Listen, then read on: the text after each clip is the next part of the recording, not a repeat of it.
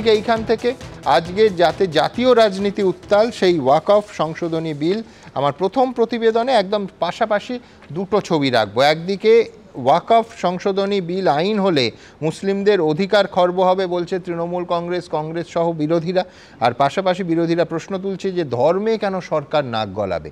অন্যদিকে বিজেপির দাবি যে মুসলিমদের কল্যাণ করার জন্য এই ওয়াকফ সংশোধনী বিল আনা হয়েছে, আর সত্যিটাকে আড়াল করে বাজারে গুজব পল্লবিত করছে এই দেশের বিরোধীরা। প্রথম প্রতিবেদন। ওয়াকফ সংশোধনী বিল ঘিরে দিনভর সরগরম রইল লোকসভা। দফায় দফায় অমিত শাহ, কিরেন রিজিজুদের সঙ্গে বাগযুদ্ধে জড়ালেন গৌরব গগৈ, অখিলেশ যাদবরা। কিন্তু এই ওয়াকফ আসলে কি? কেন ওয়াকফ আইন সংশোধন করতে চাইছে মোদী সরকার? কেন এর বিরোধিতা করছে বিরোধীরা? দলিত মুসলমানদের স্বার্থে, ভারতের উন্নয়নের স্বার্থে, ভারতের বিভিন্ন সরকারি জমি এনক্রোচ করার বিরুদ্ধে, অস্তিত্ব রক্ষার প্রশ্নে সাধারণ মানুষের আজকে বিল নিয়ে আসা হচ্ছে।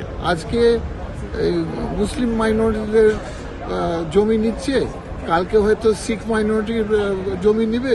যে সরকার আমাদের দেশে ভাই ভাইয়ের মধ্যে যে সম্পর্ক রাখতে পারছে না, যে উস্কাচ্ছে মানুষদেরকে দাঙ্গার সময়, সেটা কে বিশ্বাস করবে? মুসলিম আইনে যে স্থাবর এবং অস্থাবর সম্পত্তি দলিলের মাধ্যমে ধর্মীয় বা দাতব্য উদ্দেশ্যে উৎসর্গ করা হয়, তাই হলো ওয়াকফ। এই সম্পত্তিকে বলে ওয়াকফ সম্পত্তি, যা মূলত সেবামূলক কাজে ব্যবহার করা হয়। এই সম্পত্তি কখনো হস্তান্তর করা যায় না। শিক্ষা প্রতিষ্ঠান, কবর, মসজিদ এবং দরিদ্রদের আশ্রয় দেওয়ার জন্য মূলত ব্যবহার করা হয় ওয়াকফের জমি। এই ওয়াকফ সম্পত্তি দেখভাল করে ওয়াকফ বোর্ড। ওয়াকফ আইন 1995 এর 40 নম্বর ধারা অনুযায়ী যে কোনো সম্পত্তিকে ওয়াকফ হিসেবে ঘোষণার অধিকার এতদিন ছিল ওয়াকফ বোর্ডের হাতেই। নতুন সংশোধনীতে ওয়াকফ বোর্ডের সেই একচ্ছত্র অধিকার কেড়ে নিয়ে কোনো সম্পত্তি ওয়াকফ কিনা সেই চূড়ান্ত সিদ্ধান্ত নেবার ক্ষমতা থাকবে জেলাশাসক বা সম পদমর্যাদার কোনো আধিকারিকের হাতে। সংশোধিত বিলে আরও বলা হয়েছে যে যতক্ষণ পর্যন্ত সরকার সিদ্ধান্ত না নেবে ততক্ষণ পর্যন্ত বিতর্কিত সম্পত্তি ওয়াকফের নয়, সরকারি সম্পত্তি হিসেবে গণ্য হবে। সংশোধিত বিলের মধ্য দিয়ে ওয়াকফ বোর্ডের প্রতিনিধিত্ব পরিবর্তন করা হচ্ছে। এই সংশোধনী বিল পাশ হয়ে গেলে একজন অমুসলিমকে চিফ এক্সিকিউটিভ অফিসার এবং অন্তত 2 জন অমুসলিম সদস্যকে ওয়াকফ বোর্ডে নিযুক্ত করবে রাজ্য সরকার।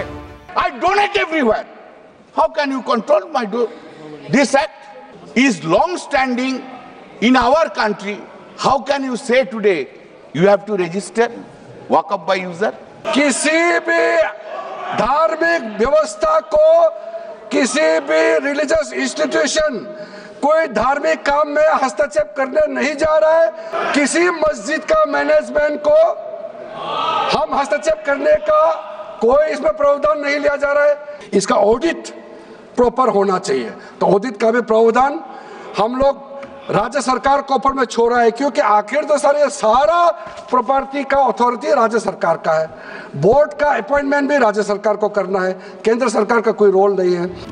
নতুন সংশোধনী বিল অনুযায়ী ওয়াকফ বোর্ডের সিদ্ধান্ত নিয়ে কোনো বিতর্ক থাকলে হাইকোর্টে আবেদন করা যাবে। বিজেন্দ্র সিংহের রিপোর্ট, এবিপি আনন্দ। আমি ইয়াহিয়া সাহেবের কাছে যাব। এক হচ্ছে, খুব সংক্ষেপে আপনার মতামত চাইব যে গোটা পৃথিবীর মধ্যে সবথেকে বেশি ওয়াকফ সম্পত্তি ভারতবর্ষে। বিজেপির বক্তব্য যে এই বিপুল সম্পত্তির যে সুফল সেটা গরিব মুসলমানরা পান না, এই বিলের ক্ষেত্রে সেটা তাদের সহায়তা করবে। সুমন, খুব স্পষ্ট কথা হচ্ছে বিজেপি কখনোই মুসলমানদের ভালো চায় না। ওয়াকফ সম্পত্তি নিয়ে কিরণ রিজিজু পার্লামেন্টে যাই বলুক না কেন, আপনি দেখেছেন যা বলেছে তার মধ্যে তথ্য আছে? না, তথ্য নেই, অ্যাবসলিউটলি তথ্য নেই। কারণ যে জিনিসটা তারা করতে চাইছে সেটা আগেও একবার বলেছি, আরেকবার রিপিট করছি, কর্পোরেটদের মুনাফা পাওয়ার জন্য এই সমস্ত বিলগুলো নিয়ে এসে আমাদের মনগুলোকে ডাইভার্ট করা হচ্ছে। পরিষ্কার কথা, এই ওয়াকফ বিলে মুসলিমদের কোনো ভালো কিছু হবে না, অর্থনৈতিক, সামাজিক, রাজনৈতিক।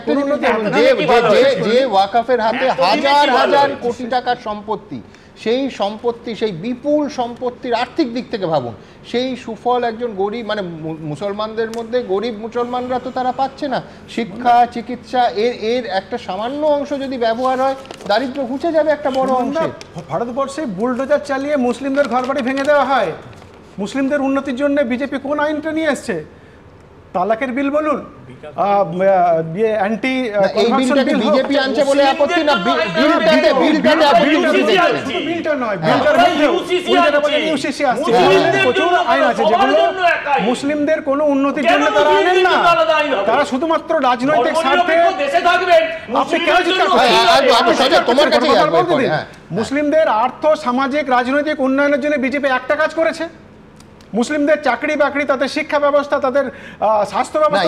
আমি এটাই জানতে চাইছি যে যে আপনার ডিস্ট্রাস্টটা, আমি ডিস্ট্রাস্টটাকে সম্মান দিচ্ছি, আমি আপনার ডিস্ট্রাস্টটা কি বিজেপি এই বিলটা আনছে বলে, নাকি বিলটা আপনারা স্টাডি করে দেখেছেন? যে দুটোই। এক নম্বর, বিলটা আপনারা বিজেপি আনছে, সুতরাং বিজেপির বিশ্বাসযোগ্যতার প্রশ্ন নেই, কারণ তার মধ্যে তারা যখন প্রথমে ঢোকে, সুচ হয়ে ঢোকে, ফাল হয়ে বেরোয়, এটা এক নম্বর।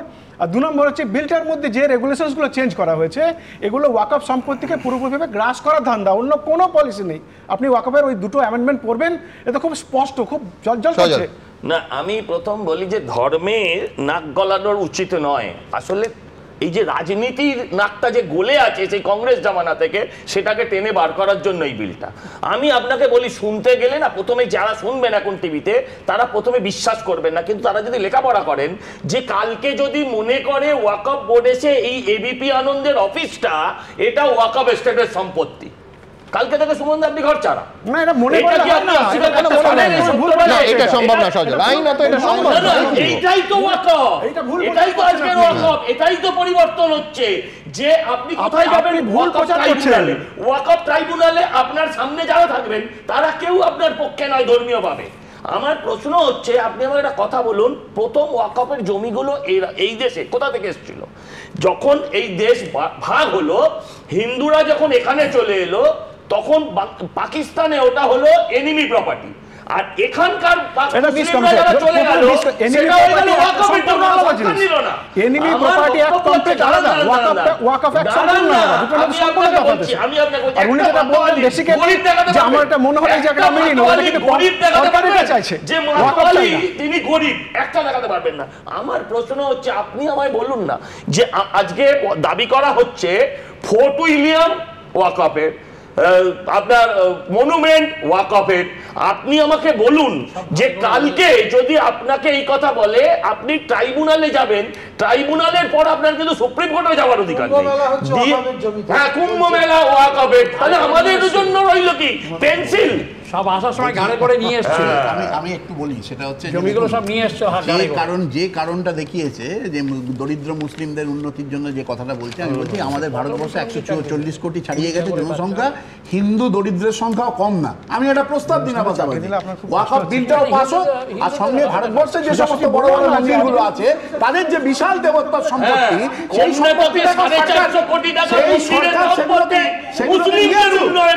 হিন্দুদের উন্নতির জন্য চেষ্টা। আমি কথা বললে কিচ্ছু সময় না। পরিবর্তনটা করতে চাইছি, এটা বুঝতে পারছেন? একটা আর্কিওলজিক্যাল সার্ভে অফ ইন্ডিয়া, ভারতবর্ষের একটা প্রথিতযশা আন্তর্জাতিক একটা প্রতিষ্ঠান, কিন্তু আমি বলছি এই সিদ্ধান্ত, কিন্তু আমি জানি না আপনি বিলটা পড়েছেন কিনা। এক সেকেন্ড, আপনি বিলটা পড়েছেন কিনা, এক সেকেন্ড সজল প্লিজ, সবাই কথা বলে শোনা যায় না। সুমন বন্দ্যোপাধ্যায়কে আমি পরিষ্কার জিজ্ঞেস করছি আপনাকে, সেটা আপনি কি বিলটা পড়েছেন? এই জন্য জিজ্ঞেস করছি যে এইটা ওয়াকফ প্রপার্টি কিনা সেই সিদ্ধান্তের নেয়ার অধিকার রাজ্যের হাতে ছেড়ে দেওয়া হয়েছে। রাজ্যের হাতে ছেড়ে কেন্দ্র সিদ্ধান্ত নিচ্ছে না। আপনি এই মুহূর্তে কতগুলো বিজেপি শাসিত রাজ্য রয়েছে এবং তারা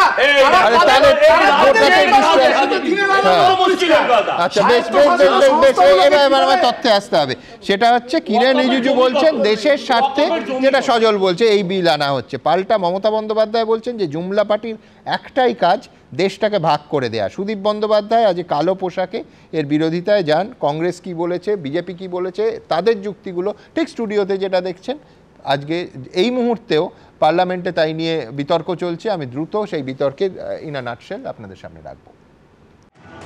হই হট্টগোল, সমর্থন বিরোধিতা, পক্ষে বিপক্ষে দ্বন্দ্বের মধ্যেই সংসদে পেশ হল ওয়াকফ সংশোধনী বিল 2024। সংসদের নিম্নকক্ষে এই বিল পেশ করেন সংখ্যালঘু বিষয়ক মন্ত্রী কিরেন রিজিজু। पूरा यकीन है कि जो लोग इस बिल को विरोध कर रहे थे वो हृदय में भी बदलाव होगा, पॉजिटिव सोच के साथ इस बिल में सब समर्थन करेंगे।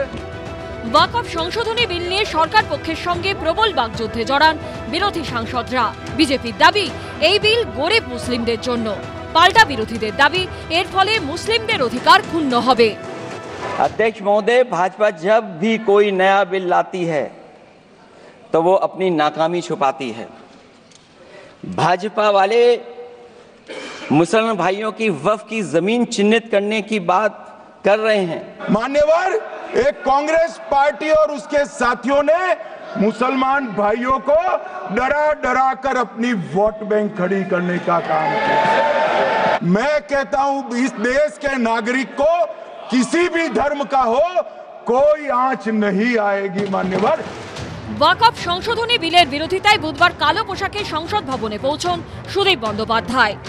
They are fighting for Waqf today because the Jumla party is only one point program to divide the country, and they believe only divide and rule policy. What we don't. আগে কনস্টিটিউশনকে শ্রদ্ধা করো, তারপরে কারো অধিকার কেড়ো। তৃণমূল কংগ্রেস বিরোধিতা করছে। পশ্চিমবঙ্গের সবচেয়ে বেশি ওয়াকফ প্রপার্টি যদি কেউ লুট করে থাকে তার নাম তৃণমূল কংগ্রেস। কোথায় কোথায় স্কুল তৈরি হয়েছে।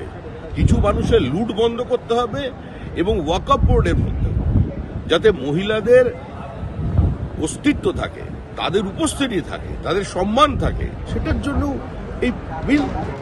লোকসভায় ওয়াকফ সংশোধনী বিল পাশ করাতে 272 জন সাংসদের সমর্থন প্রয়োজন। এর মধ্যে মোদী সরকারের পক্ষে রয়েছে 298 জন, বিরোধী পক্ষে 233। অর্থাৎ সংখ্যার নিরিখে সংশোধনী বিল পাশ হতে কোনো বাধা নেই। বিজেন্দ্র সিংহ ও সুমন ঘরাইয়ের রিপোর্ট, এবিপি আনন্দ।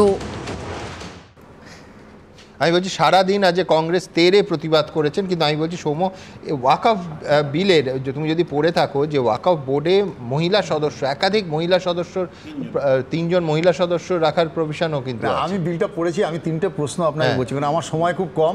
আমি বলছি যে 5 বছরের মুসলমান হতে হবে, তাই ওয়াকফ বোর্ডে মানে জমি দান করতে পারবেন। তাহলে এটা কি হিন্দুরাও 5 বছরের হিন্দু হবে, তারপরেই হিন্দু দেবত্ব সম্পত্তিতে যুক্ত পারবে, তাই তো?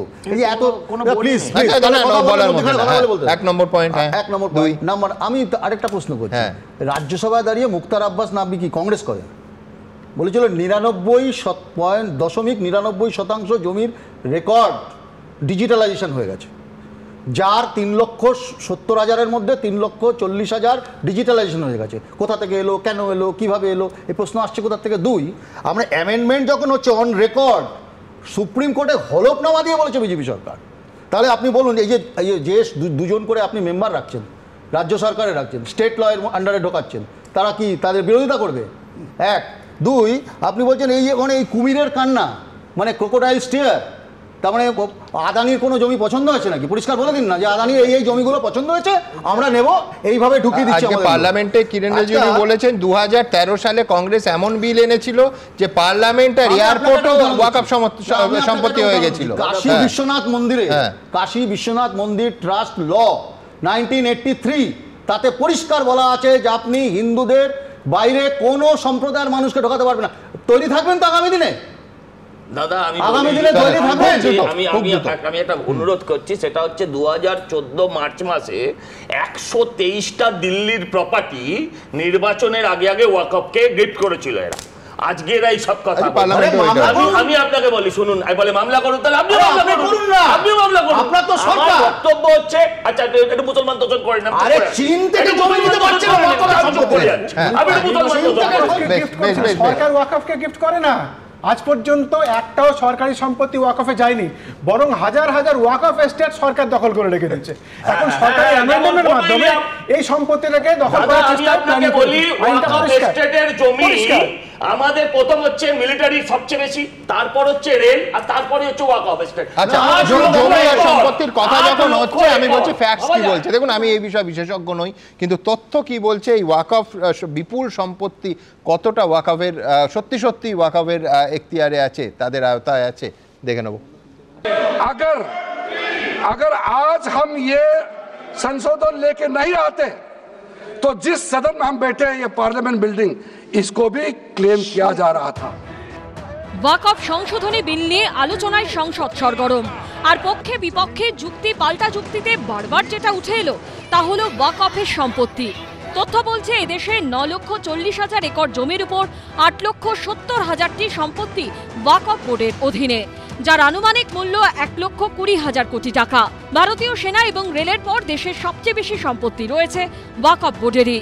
তথ্য বলছে ভারতে ওয়াকফ বোর্ডের অধীনে কৃষি জমি রয়েছে 1,40,108টি, সমাধিস্থল রয়েছে 1,49,951টি, মসজিদ আছে 1,17,413টি, দোকান রয়েছে 1,06,801টি, বাড়ি রয়েছে প্রায় 90,000, দরগা মাজার রয়েছে 33,000, ঈদগাহ আছে 9,000, মাদ্রাসা 13,719টি এবং স্কুল আছে 2,042টি। ওয়াকফ বোর্ডের আয়ের পরিমাণও কম নয়। তথ্য বলছে 2020-21 অর্থবর্ষে 104 কোটি টাকা, 2021-22 অর্থবর্ষে 61 কোটি টাকা, 22-23-এ 27 কোটি, 2023-24 অর্থবর্ষে 14 কোটি টাকা রোজগার হয়েছে ওয়াকফ বোর্ডের। তবে বিজেপির দাবি ওয়াকফ সম্পত্তির সমস্ত সুবিধা ভোগ করছে একটি নির্দিষ্ট গোষ্ঠী, বঞ্চিত হচ্ছেন সাধারণ মুসলিমরা। দলিত মুসলমানদের স্বার্থে, বাসিন্দা মুসলমানদের স্বার্থে, ভারতের উন্নয়নের স্বার্থে ভারতের বিভিন্ন সরকারি জমি এনক্রোচ করার বিরুদ্ধে অস্তিত্ব রক্ষার প্রশ্নে সাধারণ মানুষের আজকে বিল নিয়ে আসা হচ্ছে। আর তৃণমূল কংগ্রেস বিরোধিতা করছে পশ্চিমবঙ্গের সবচেয়ে বেশি ওয়াকফ প্রপার্টি যদি কেউ লুট করে থাকে তার নাম তৃণমূল কংগ্রেস। অন্যদিকে বিরোধীদের দাবি এই সংশোধনে মুসলিমদের ধর্মীয় স্বাধীনতায় হস্তক্ষেপ। I strongly oppose the bill in entirety. Madam, the spirit of my speech is, तू हिंदू बनेगा ना मुसलमान बनेगा, इंसान की औलाद है, इंसान बनेगा. If I want to donate, it's my choice. How my choice can be controlled? 1954 সালে প্রথম ওয়াকফ আইন পাশ হয়েছিল। 1995 সালের ওয়াকফ আইনে সংশোধনী এনে ওয়াকফ বোর্ডের ক্ষমতা বাড়ানো হয়েছিল। এবারের সংশোধনী বিলে রাষ্ট্রপতির অনুমোদন মিললে নতুন নাম হবে ইউনিফাইড ওয়াকফ management, empowerment, efficiency and development act. Bijendra সিংহের রিপোর্ট, এবিপি আনন্দ। দেখুন, এর পরের ইস্যুটা আমার আপনার প্রত্যেকের জীবনের সঙ্গে যুক্ত। আপনারা জানেন যে যবে থেকে এই ইস্যুটা সামনে এসছে প্রায় প্রতিদিন চেষ্টা করি যে এই ইস্যুটাতে অন্তত কিছু দৃষ্টিভঙ্গি, কিছু প্রতিবাদ আপনাদের সামনে রাখতে। তার কারণ 27শে মার্চ ঘোষণা করা হলো প্রায় 750টা ওষুধের দাম, তার ভেতরে অত্যাবশ্যকীয়, জরুরি ওষুধ এবং একেবারে সাধারণ ওষুধ প্রতিদিন আমাদের জীবনে যেগুলো লাগে সেগুলো যুক্ত আছে। রাতারাতি তার দাম বেড়ে গেল। 1 এপ্রিল অর্থাৎ গতকাল থেকে সেই দামটা ইমপ্লিমেন্টেড হলো। আজকে মমতা বন্দ্যোপাধ্যায় তার বিরুদ্ধে প্রেস কনফারেন্স করেছেন এবং তার সঙ্গে জুড়েছেন আরেকটা জরুরি ইস্যু, যেটাও জরুরি, সেটা হচ্ছে মেডিক্লেমে জিএসটি প্রত্যাহার। আপনারা জানেন বহুদিন আগে সে নিয়ে নির্মলা সীতারামনের কাছে বলা হয়েছিল, মাঝে একবার শোনা হলো যে নির্মলা সীতারামন কেন্দ্রীয় অর্থমন্ত্রী সে বিষয়ে বিচার বিবেচনা করছেন এবং যে মারাত্মক হেলথ ইন্স্যুরেন্স বাবদ যে টাকাটা, প্রত্যেকের জীবনের অভিজ্ঞতা আছে যাদের হেলথ ইন্স্যুরেন্স আছে, যে রাতারাতি কোভিডের পরে বিশেষ করে জিএসটি যোগ করে মোটামুটি নাগালের বাইরে চলে যাওয়ার অবস্থা।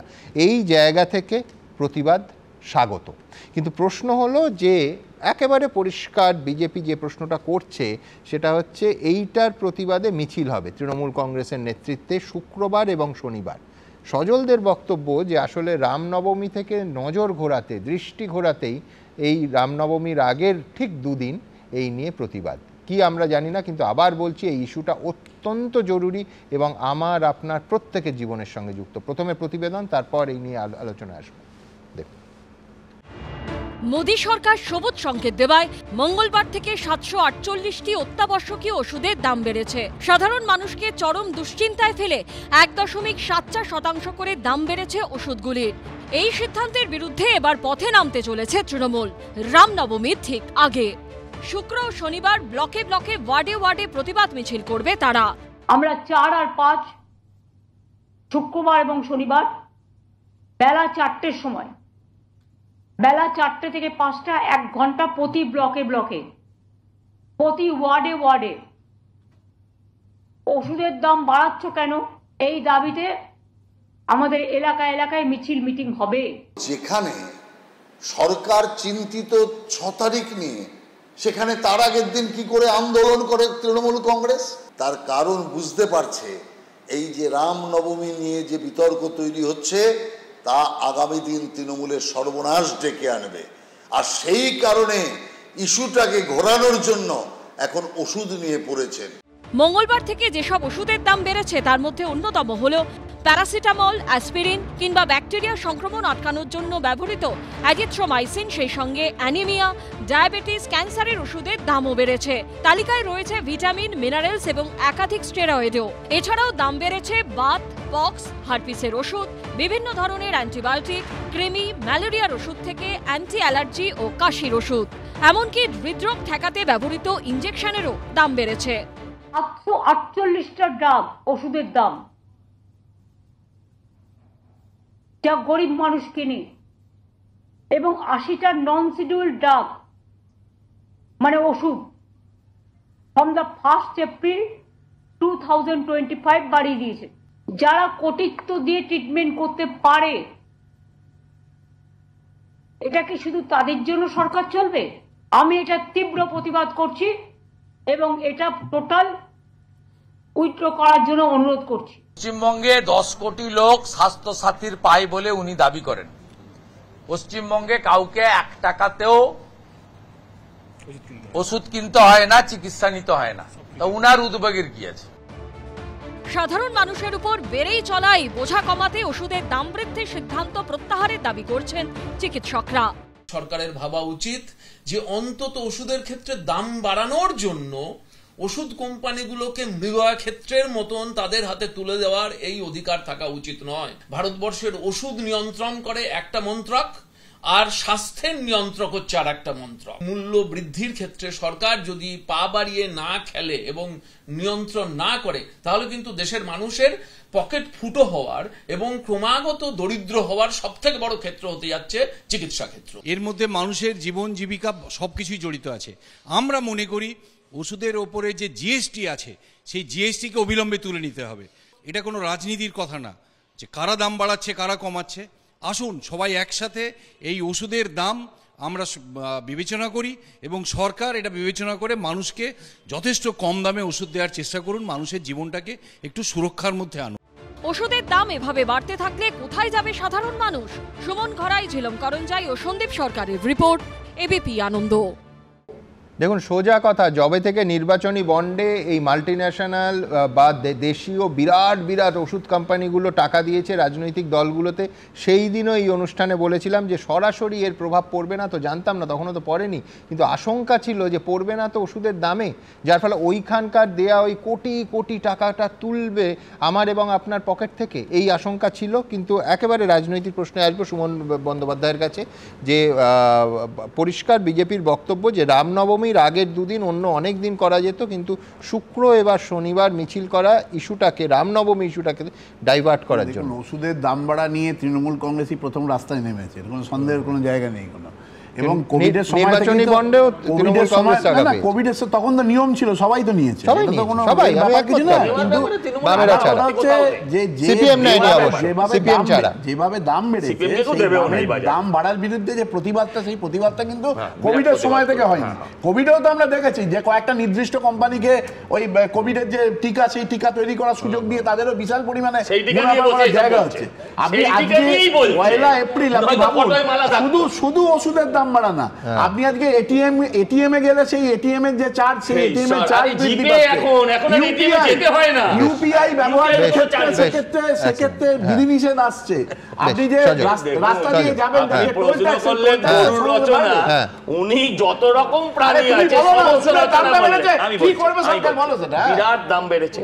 আমি মানুষের কাছে প্রশ্নটা রাখতে চাই, এই যে আপনারা গেল রব তুলে দিয়েছেন, কিন্তু তোমরা কেন মনে করছো যে এইটা রামনবমীকে মানে ডাইলিউট করার জন্য বলছি? এখন এত দাঙ্গা পরিস্থিতি, সেই মুহূর্তে এটা তারা 2 দিন বাদেই করা যেত।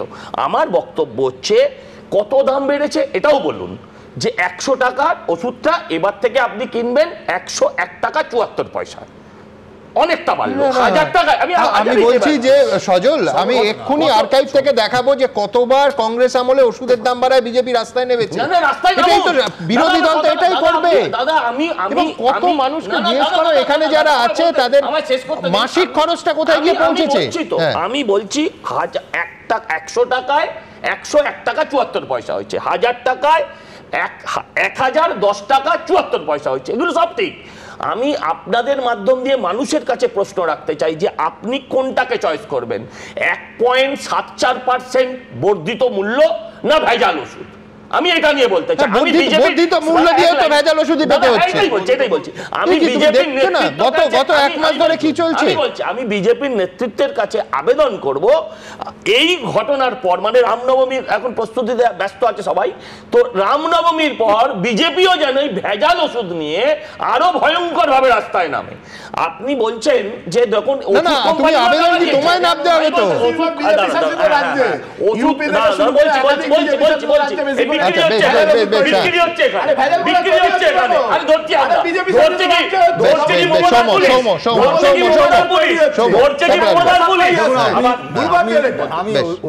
আপনার কথা একটা বলছি যে আপনি বলছেন চাঁদা নেওয়ার সময় মানে কি ইলেকট্রাল বন্ডের কথা আপনি বলেছেন, আপনার কথা বলছি ইলেকট্রাল বন্ডে সবাই চাঁদা নিয়েছে, কিন্তু এখানে না আমি এই ইলেকট্রাল বন্ডের টাকাও নেব, ভেজাল ওষুধও ধরবো, দুটো তো হয় না। আপনি ঠিকই তো বলেছেন, আপনি কিন্তু ক্ল্যাশ অফ ইন্টারেস্ট যে কুইট প্রো করতে হয়েছে না, সোমো তোমাকেই বলছি, ওদের বলছি না। আমি বলছি তো কংগ্রেস ইলেকট্রাল বন্ডের হিসেবে 3 নম্বরে। হ্যাঁ, তো কুইট প্রো করতে হচ্ছে, সরকারে থাকা আর না থাকার মধ্যে তফাৎ আছে। The term is called quid pro quo, মানে আমি সরকারের থেকে কি সুবিধা দিয়েছি, তো এখন এই সুবিধা বেরোচ্ছে।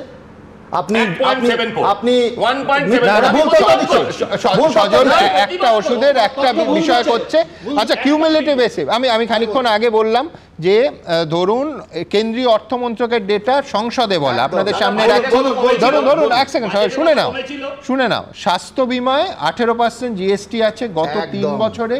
এই বাবদ ওই 75 পয়সা থেকে 1 টাকা থেকে 1 টাকা 25 পয়সা বলছে না, স্বাস্থ্য দফতরের ডেটা বলছে গত 3 বছরে শুধুমাত্র 18% জিএসটি বাবদ কেন্দ্র সরকারের আয় 25,526 কোটি টাকা। এর মধ্যে 2023-24-এ সব থেকে বেশি প্রায় 9,747 কোটি টাকা। আমি বলছি টাকাটা যখন আমার আপনার পকেট থেকে যাচ্ছে 1 টাকা হলেও ভারতবর্ষের মতো দেশে সেটা কোথায় গিয়ে পৌঁছচ্ছে এই 18% জিএসটি, এটা কার্যত অভিশাপ। আমি এখান থেকে আমার পরের প্রতিবেদন, তারপরে আবার আলোচনা আসবো ইলেকট্রাল বন্ডের বিতর্ক, এবং সেই বিতর্ক চলবে এখানেও। দেখুন, রক্তচাপ নিয়ন্ত্রণে রাখতে হলে খেতে হবে ওষুধ, কিন্তু কেন্দ্রীয় সরকারের ছাড়পত্র পেয়ে সেই ওষুধের দাম যে হারে বেড়েছে তাও আবার রক্তচাপ বাড়ানোর পক্ষে যথেষ্ট। 1 এপ্রিল থেকে 748টা ওষুধের এমআরপির ওপর 1.74% হারে দাম বেড়েছে। জানিয়ে সুর চড়িয়ে রামনবমীর ঠিক আগে পথে নামছে তৃণমূল। কিন্তু ওষুধের দাম লাগাতার এভাবে বাড়াচ্ছে কেন ওষুধ প্রস্তুতকারী কোম্পানিগুলি? এ নেপথ্যে এক বিশেষ কারণ দেখতে পাচ্ছেন অনেকেই। ওষুধ কোম্পানিগুলির তরফে নির্বাচনী বন্ডের মাধ্যমে মোটা টাকা রাজনৈতিক দলগুলিকে অনুদান দেওয়া হয়েছিল। নির্বাচন কমিশনের দেওয়া তথ্যে দেখা যায় প্রথম সারিতে থাকা 35টি ওষুধ প্রস্তুতকারী কোম্পানি নির্বাচনী বন্ডের মাধ্যমে রাজনৈতিক দলগুলোকে প্রায় 800 কোটি টাকা চাঁদা দেয়। নির্বাচন কমিশনের পরিসংখ্যান বলছে বিভিন্ন বড় বড় কোম্পানি থেকে ইলেকটোরাল বন্ডের মাধ্যমে দেশের সবচেয়ে বেশি টাকা পেয়েছে বিজেপি, 6,986 কোটি টাকা। তারপর তৃণমূল 1,397 কোটি টাকা। তৃতীয় স্থানে ছিল কংগ্রেস 1,334 কোটি টাকা। সিপিএম ইলেকটোরাল বন্ড থেকে কোনো টাকা নেয়নি। তাই এখন যখন তৃণমূল ওষুধের দাম বৃদ্ধির প্রতিবাদে আন্দোলনে নামছে, তখন সিপিএম এর দাবি ওষুধ কোম্পানিগুলো যে কোটি কোটি টাকা রাজনৈতিক দলগুলিকে দিয়েছিল সেই টাকাই এখন ঘুরপথে ওষুধের দাম বাড়িয়ে তুলছে তারা। রাজনৈতিক দলগুলির পৌষ মাস আর সাধারণ মানুষের সর্বনাশ। ওষুধের দাম বাড়িয়েছে বিজেপি সরকার, ঠিক, এমনকি অনেকগুলো জীবনদায়ী ওষুধও আছে। আবার তার বিরোধিতা করছে তৃণমূল কংগ্রেস। এই বিরোধিতাটা কি সত্যি সত্যি আন্তরিকভাবে বিরোধিতা, বা এই বিরোধিতা করার তো আর কোনো নৈতিক অধিকার তো ওনার নাই, মমতা ব্যানার্জিরও নাই? কিন্তু মমতা ব্যানার্জি তো এই ধরনের কোম্পানিগুলোর কাছ থেকে বন্ডের টাকা নিয়েছে। নির্বাচনী বন্ডের যে টাকা নিয়েছে তৃণমূল কংগ্রেস, ভারতবর্ষের প্রথম বিজেপি, তারপরে হচ্ছে তৃণমূল টাকা নেওয়ার ব্যাপারে এই ওষুধ কোম্পানিগুলো থেকে, এই সমস্ত জায়গা থেকে। তাহলে এই ওষুধ কোম্পানিগুলো এখন মানুষের কাছে টাকা তুলছে, তাহলে ওই আপনি বলছেন মানে চোরকে বলছেন চুরি করো আর গৃহস্থকে বলছেন সজাগ থাকো, এটাকে বলা হচ্ছে ভাবের ঘরে চুরি করা। ইলেকট্রাল বন্ডের মাধ্যমে রাজনৈতিক দলগুলিকে কোটি কোটি টাকা দেওয়া আর তারপর ওষুধের দাম বাড়ানো, পরপর এই দুটি বিষয়কে পাশে রাখলে বিতর্ক তৈরি হতে বাধ্য। বন্ড জিনিসটা যতক্ষণ না পর্যন্ত ট্রান্সপারেন্ট হচ্ছে, সাধারণ মানুষ হিসেবে আমাদের প্রশ্ন থেকেই যাবে। অর্থাৎ আপনি বন্ডে, ইলেকট্রাল বন্ডে টাকা নিতে পারেন দেশের আইন করে, কিন্তু কনফ্লিক্ট অফ ইন্টারেস্ট যদি কোনো জায়গায় থাকে, সেই COI বা কনফ্লিক্ট অফ ইন্টারেস্ট কিন্তু যে কোনো সভ্য সমাজের পক্ষে মারাত্মকভাবে ক্ষতিকারক। মানুষ ওষুধ কেনে রোগ যন্ত্রণা থেকে মুক্তি পেতে, কিন্তু সেই ওষুধের দামই যদি নাগালের বাইরে চলে যায় তাহলে মানুষ বাঁচবে কি করে? সন্দীপ সরকারের রিপোর্ট, ABP আনন্দ, কলকাতা। দেখুন, এ বিষয় রাখবো কোথায় যে আমাদের দেশে ডায়মন্ড জুয়েলারির ওপর 3% GST আর স্বাস্থ্য বিমার ওপর 18% GST। রবীন্দ্রনাথ বাবু, দেখুন, একটা কথা আমার খুব ভালো লাগছে যে যে কারণেই হোক, সে রামনবমীকে ঠাকানোর জন্য হলে আরো ভালো যদি মুখ্যমন্ত্রী এই মূল ইস্যুতে লড়াইটাকে নিয়ে আসতে পারেন, যদি সাধারণ মানুষকে এর মধ্যে নিয়ে আসতে পারেন, উইল বি ভেরি হ্যাপি। তার সঙ্গে আরো একটা জিনিস, এই যে জাল ওষুধগুলো পাওয়া যাচ্ছে তার বিরুদ্ধেও তৃণমূল সমানভাবে আন্দোলন করুক এবং মূল ইস্যুতে আসুন, ওই রামনবমী বাদ দিন, এই জায়গাতে একদম। এবং ড্রাগ অথরিটি অফ ইন্ডিয়া, কেন্দ্র এবং রাজ্য দুজনেরই দায়িত্ব। দেখুন সুমনদা, মানে মানুষের প্রতিদিন যে ওষুধের দাম বাড়ছে, মানে বহু মানুষের কিন্তু ত্রাহি অবস্থা। এই অবস্থাতে মুখ্যমন্ত্রী রাস্তায় নামছেন, এটা আমি স্বাগত জানাচ্ছি, কিন্তু একই সাথে এই প্রশ্নটা আসছে যে মুখ্যমন্ত্রী যদি সেদিন মানে এই ওষুধের কোম্পানিগুলোর থেকে টাকা না নিতেন, তার দল যদি টাকা না নিত, তাহলে এই ওষুধের কোম্পানিগুলোর হয়তো দাম বাড়াতে হতো না। মানে আমি পরিষ্কার করছি, মমতা বন্দ্যোপাধ্যায় যে কারণে নরেন্দ্র মোদী দায়ী, যে কারণে নরেন্দ্র মোদীকে দায়ী করছি আমরা যে ওষুধের দাম বাড়ার জন্য নরেন্দ্র মোদী দল বিপুল পরিমাণে টাকা নিয়েছে, একইভাবে তো মমতা বন্দ্যোপাধ্যায় নিয়েছে। টাকা আপনারা নিবেন, আমি বলছি যে পরিমাণ টাকা বিজেপি নিয়েছে, মূলত সমালোচনাটা বিজেপি কেন্দ্রে।